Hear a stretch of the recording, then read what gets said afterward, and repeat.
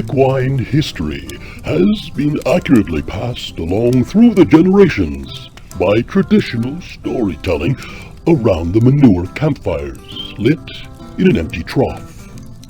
Parents and grandparents' truthiness tales are usually told in response to a foal's questions about life and where things came from.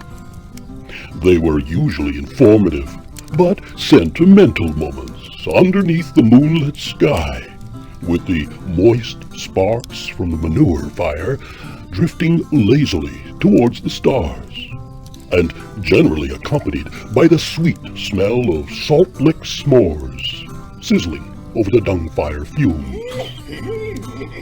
The promise of fresh dung fire s'mores on a Saturday night was generally a reward to the foals for mucking their rooms. The fresh, slimy, decaying sediment gleaned from their rooms after a week of honest living provides the perfect fuel for the dung fire and making memories with family and friends. Grandpa, why do they call us Standardbreds?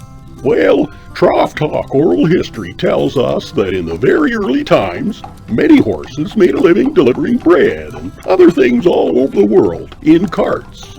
Some horses delivered really exotic bread, but our ancestors delivered standard bread and mail, so they became known as Standardbreds.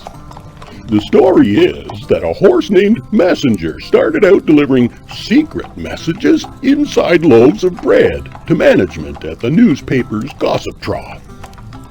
Horses would always hear the publisher say, "Well, I guess I'd better break bread with Messenger before we go to print." Other horses just thought he was being friendly and having a meal with him, but he was actually breaking open the bread to get the real gossip about what was going on around town from Messenger's notes in the loaves. So, in honor of that history, the carts in the harness races today are loaded with a 200-pound load. Other horse breeds back then carried different cargo. The thoroughbreds would deliver bread too, but really, they'd deliver anything to anyone that needed it fast, and they were usually smaller packages. The partbreds, well, they deliver bread and parts for all the fix-it shops and do-it-yourselfers. Centuries later, the A in Standardbred was dropped to make it Standardbred, because everyone knew that there was so much more than just bread being delivered. And Trough Talk oral history goes on to tell us that the real big horse breeds, such as Clydesdales, would deliver real large and heavy loads. And anything that had to be delivered up a steep hill or mountain, well, they'd just get the donkeys to do it.